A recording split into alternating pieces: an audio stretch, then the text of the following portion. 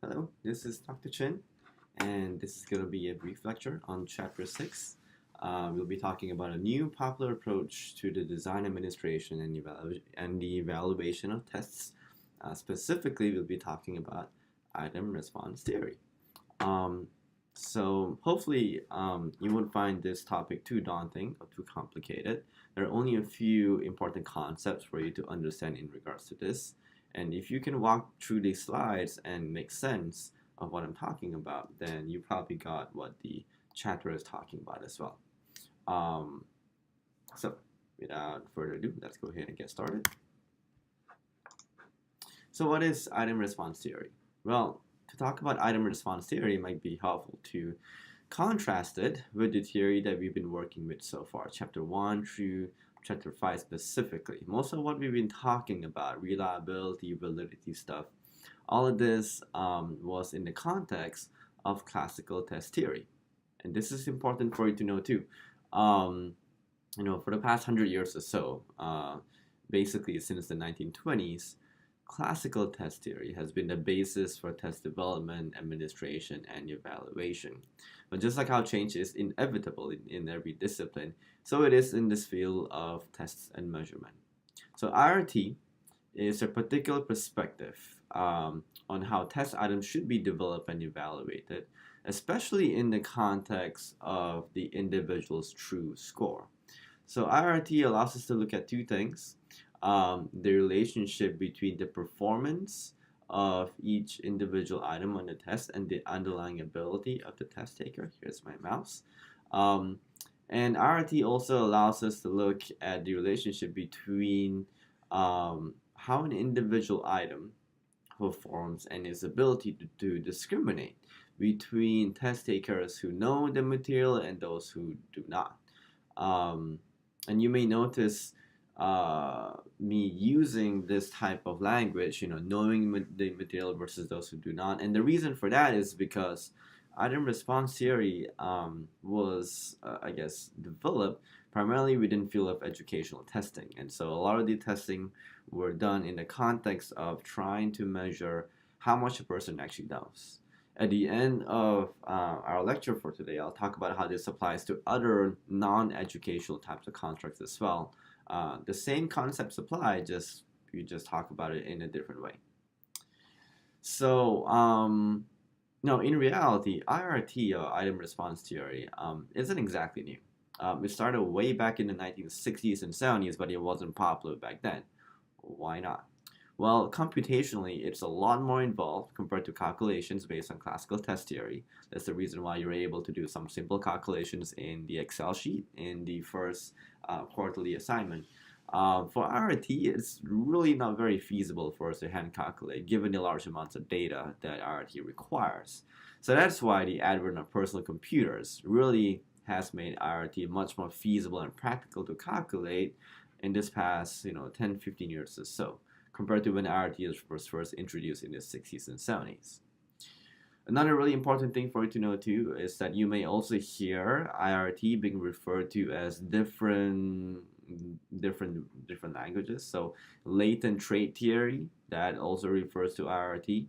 Some researchers refer to IRT as strong true score theory, and some refer to IRT as modern mental test theory as opposed to classical test theory. So if you do see any one of these terms, you'll know that we're talking about the same general topic over here. All right, so what is the advantage of item response theory over classical test theory? And this is important for you to know for the exam too. Well, IRT allows us to examine specific item responses in the context of latent trait levels. So latent means hidden or unobservable, because especially within the social sciences, a lot of times we're measuring things that we can only indirectly infer. We can't really directly observe it. So IRT allows us to examine specific item responses in the context of the estimated levels of the latent trait that we're wanting to measure. And it does this by looking at the performance of each individual item in the test and the underlying ability of the test taker. Now, in contrast, classical measurement theory a lot of times tend to assume that items function similarly with each other.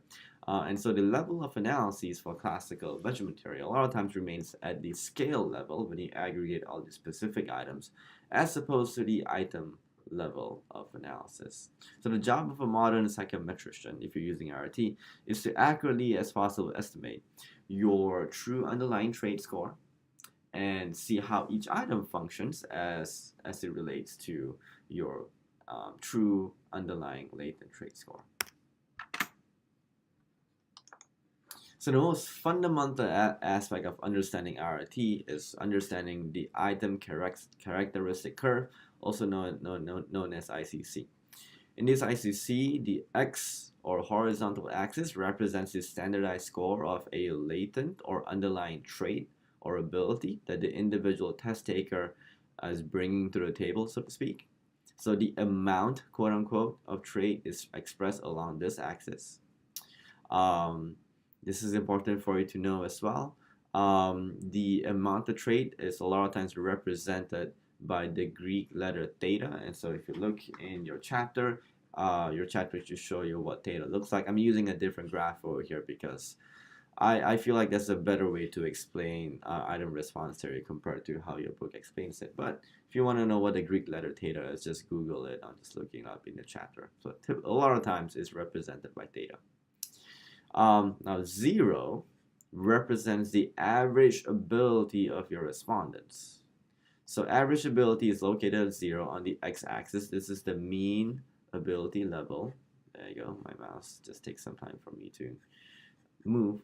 And to the right would be ability levels that is above average, and to the left would be ability levels that is below average. This is important for you to know because at some point I'll talk about the absolute ability levels or 0 ability levels or absolute 0 ability levels and contrast that with this 0 average ability level. Those are two different things. For right now, it suffices for you to know that 0 here represents the average ability level for your respondents, and everything over here would be above average. Everything below here would be below average. Let's look at the y-axis. The y or vertical axis is the probability of getting an item correct. So this is also the probability of a correct response given a certain level of ability. So you can see that it ranges from 0 all the way to 1 or 0% to 100%. Basically, the higher the value, the higher the probability of getting that item correct. So the higher the probability of getting the item correct, the easier it is for you to get that item correct. So x-axis is the inherent amount of ability levels. Y-axis is the probability of getting an item correct. Now, with those two basic pieces of information, let's talk about A. So the discrimination levels, basically. So what is item discrimination? So in this graph over here, as opposed to this graph over here, I'm showing you two different items, one represented by the dark line and the other one represented by the less darker line over here. And we're going to compare how these two items differ in regards to their discrimination levels, or specifically their slopes. You can see that we're calculating the slope for this item and the slope for this item. And obviously, if we're looking at the slope, the item represented by the darker line has a more steep slope. What does that mean? A steeper slope means that so the larger the difference. So basically, a steeper slope means a better ability to discriminate among those with different ability levels. So that's a good thing.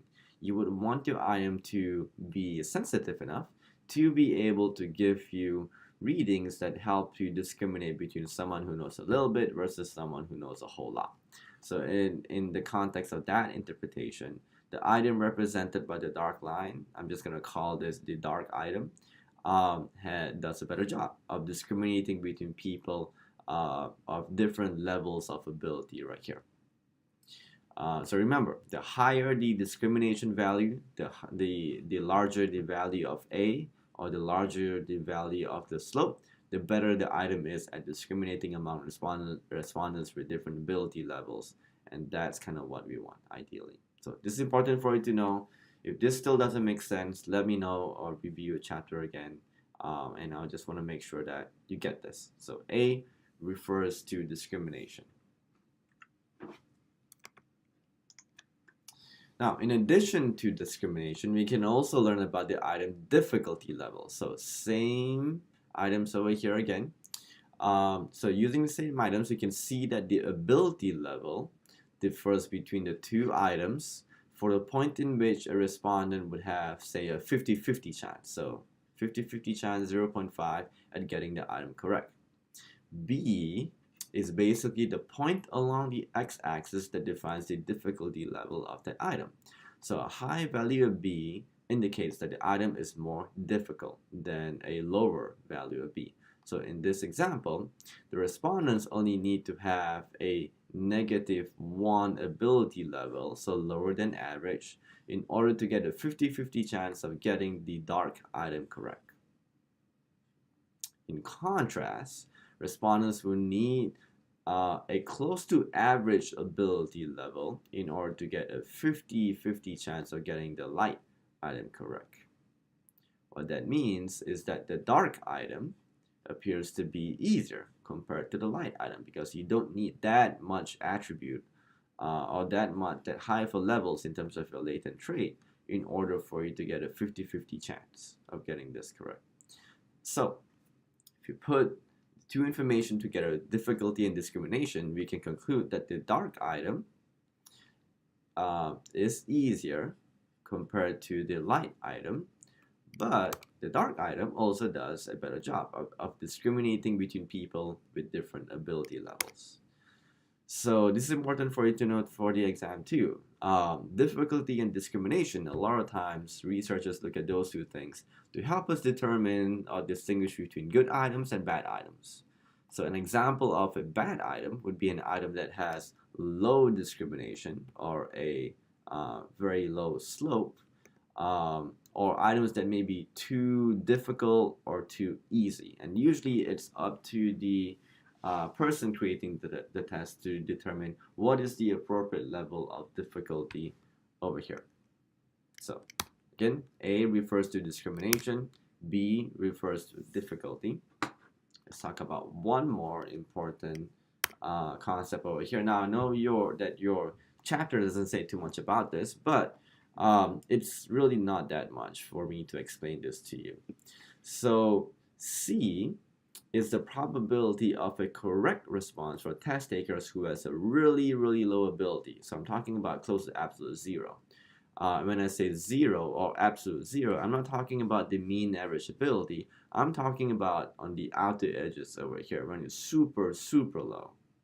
So in other words, a test taker who has really, really low abilities or the lowest ability possible, the lowest ability theoretically possible, what we're looking for in C is the probability of having a test taker who really doesn't have the ability to get this correct, but somehow they get the item correct by random guessing. Right? You've probably had that happen to you before, where you don't know what the answer was, but you gave your best guess and you still got it right. In that case, that item just produced a false positive, whereby it incorrectly identified you as having the appropriate level of ability level, whereas in reality you did not. So again, when I say like zero ability level or zero absolute ability levels as opposed to the zero over here, those two things are referring to two different things. Zero theta usually refers to the average ability. There you go. Zero theta refers to the average ability. When I'm talking about the absolute zero ability, that's the lowest ability possible. So in this graph over here, this is essentially the point in which where the item intersects with the y-axis when the attribute is at its lowest ability. So between the two items, the dark item and the light item, we can see that the dark item doesn't produce any false positives at all. But for the light item, you could have really low abilities, right? A really low ability, but still have a about maybe 0.2% chance of getting this item correct. That is not desirable. We don't want an item that can produce false positives. So putting all this information together, we can conclude that the item represented by the dark ICC line has better discrimination and provides less false positives, right? So more steep slope, and also in regards to its false positives, it's pretty much a 0 when the person has really low ability levels. But on the other hand, it is also easier, because if you look at the amount of attribute that you would need in order to get this, to kind of have a 50-50 chance of getting this correct, you need less than 0. So in the exam, I want you to be able to picture and interpret what these values mean based on the numbers given. So for example, if A indicates discrimination and B indicates difficulty level, and let's say A is 0.01 and B is negative 0.29. So I want you to be able to interpret that. So if A is 0.01, that means that slope is really not steep at all, right? So the higher the value of A, the more steep that slope is. So in terms of discrimination, that item probably has poor discrimination if its A value is 0.01. In terms of difficulty value, a difficulty value of negative 0.29 suggests that you don't need a whole lot of ability, because you're on this side of the continuum, in order to get a 50-50 chance of getting it correct. So the difficulty level then is actually quite easy in terms of the difficulty level. So hopefully you'll be able to kind of put all these things together. Just kind of go through the slides again. If this doesn't make sense, reread the chapter or come talk to me, and I'll be happy to explain more of these things to you. Now overall, the process of item development using IRT proceeds as follows. So first of all, the items are created by the test developer using a number of systematic steps. Typically that entails creating a larger pool of items. So if the test developer wants a finalized scale to have like 10 items, for example, typically they start out with about 3 to 4 times the amount of that, so that they can pick and choose what items work the best. Based on that, the items are going to be included and administered, and an RT is going to be used to evaluate the usefulness of each item one by one and how well it works based on difficulty, discrimination, and false positives. The test item then is refined, rewritten, redrafted, and revised as necessary until they get to values of A, B, and C that is desirable. And it's the process comes to a close essentially when each item fits the difficulty and discrimination levels desired by the authors. If not, sometimes they take into consideration C as well, but usually A and B. Or at least for the purposes of this class, you just need to know A and B, because that's what your chapter covers.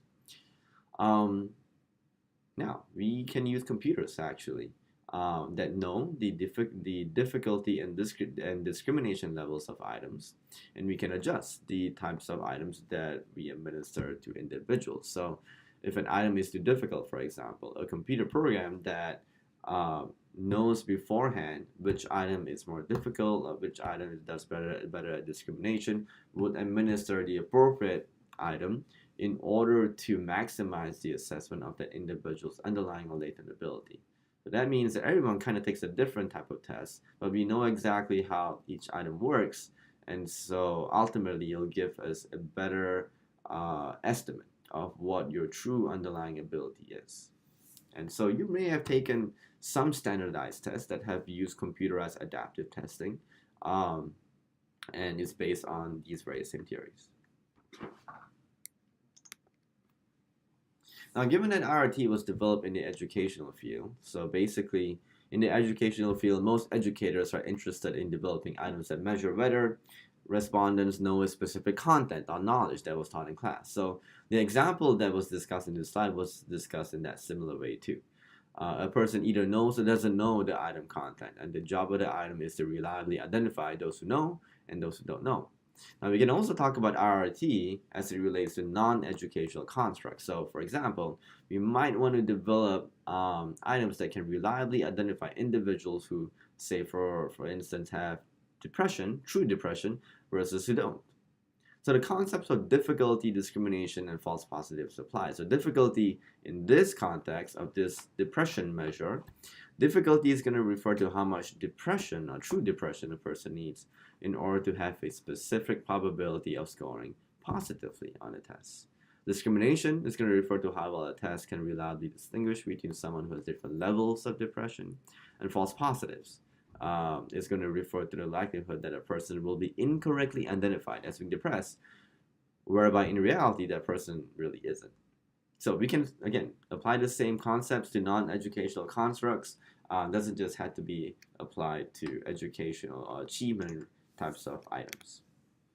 Now, another visual way to think about how items within the context of IRT is to think about items as a measure of strength, like a carnival.